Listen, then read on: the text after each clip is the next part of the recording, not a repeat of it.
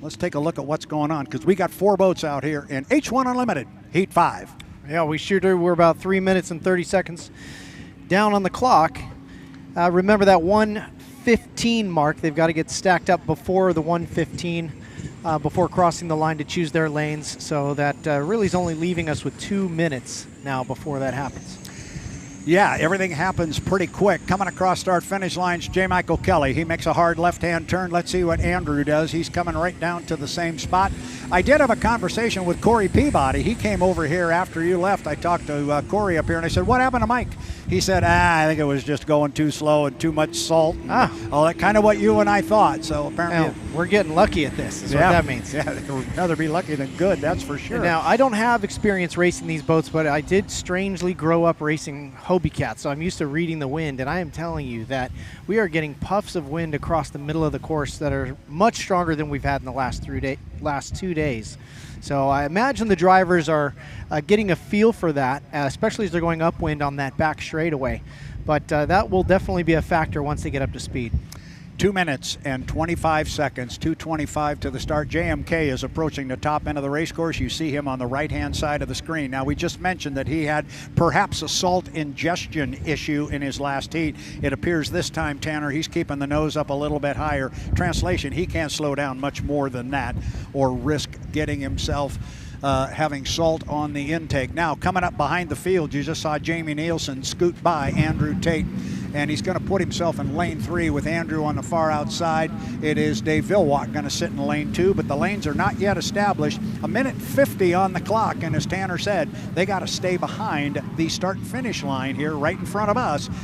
They can't cross it until 1:15. Now, as they round this corner, the last buoy you see there, the yellow buoy, from there they can pretty much be full throttle as long as they have 12 seconds to go. That seems to be how the timing is worked out. And right now they're at 15 seconds, and that's 12 seconds there. So they can be full throttle. They'll be just a tiny bit early, but you see JMK doing a nice job establishing himself on that inside lane. Yeah, and right now what Mike is doing is protecting that lane 2-1 mark. 1:15, and apparently is a clean score up. And yeah, that might be the best looking start we've seen all weekend, but that wasn't the start. Well, that was just our score up, but it looked pretty good. Andrew Tate's going to take him down to the bottom end of the race course and go way wide.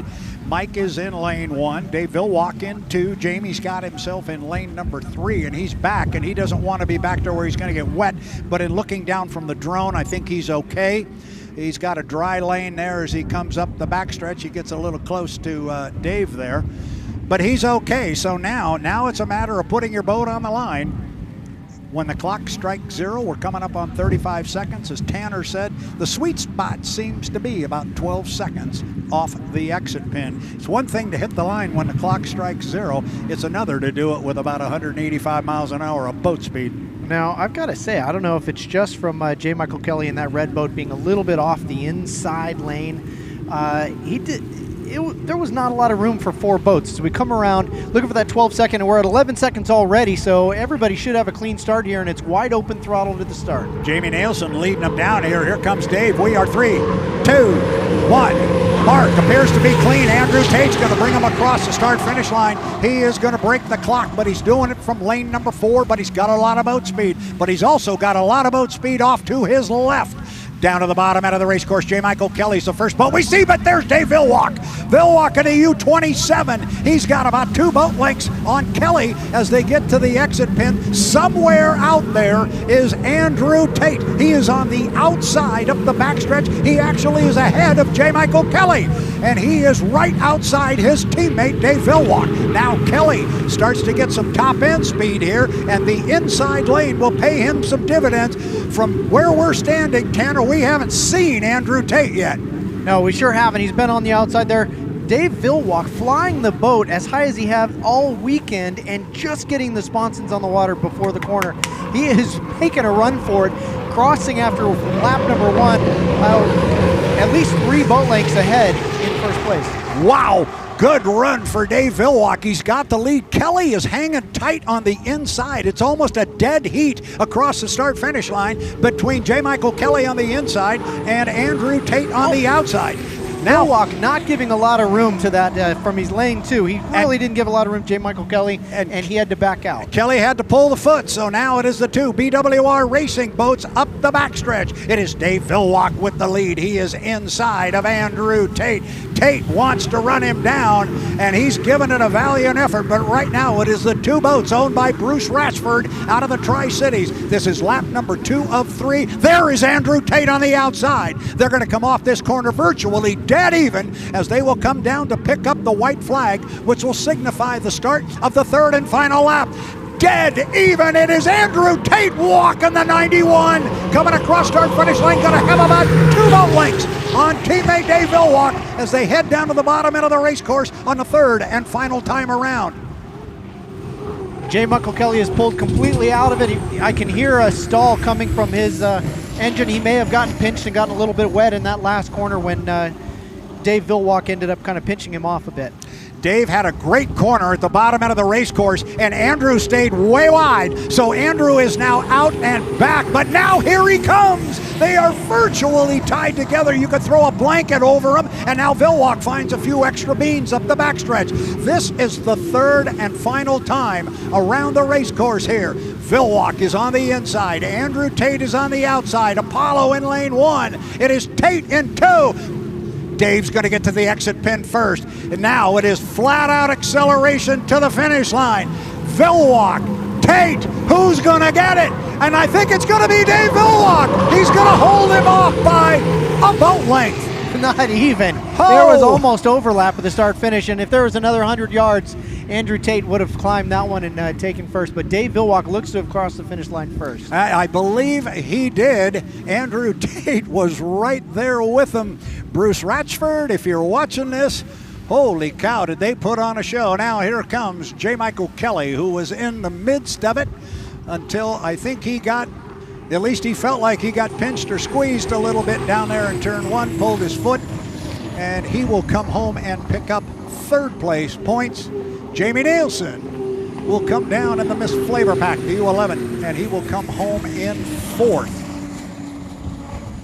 Well, with so much wind moving across the course, you know, if you're back at all on the start in that first corner, it's not just the rooster tail going straight up. It gets blown to the side. Yep. So if you're trying to keep the turbine completely dry, it may not be possible if you're within a boat or within 7 boat lengths of the guy in front of you. I did, while that was going on, I did go down and have a conversation with the officials. It is official. A 1-minute penalty on the U27, Dave Villock, for encroachment down in the lower corner on J. Michael Kelly. So what you saw, what you thought might have occurred down there, the 3 guys down there with the authority badges on, they agreed with you. So that's what the call was. That's going to, here we're now, I thought we were going to show some highlights here. We might still get back to that. But Dave Villock, who drove a very good race there, unfortunately it wasn't real good down there at the lower end of the race course. He got called for an encroachment penalty on J. Michael Kelly. That's why he pulled the foot and fell back to a 3rd place. Well, definitely didn't agree. It wasn't my idea. I'm just going to throw that out there. I just called what I saw, but it's, yeah, that's unfortunate. It was a good, I mean, he's all weekend been extremely fast. Both of those guys have, but especially with the salt water, it's something you got to try to be cognizant of is not forcing something that's going to damage an engine right down somebody's throat, because they're going to have to back out of it just to save the boat for the next round. And there was the incident right there on the screen. You saw pretty much at the apex of the corner there, and I think we're going to go back and look at it again.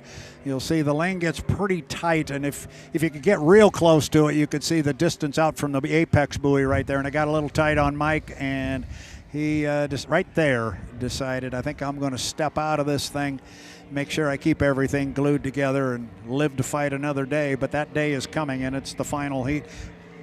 Call or not, that is a very fast race boat, the Miss Apollo. Absolutely. And he is in the thick of this thing to win the Bill Muncy Cup.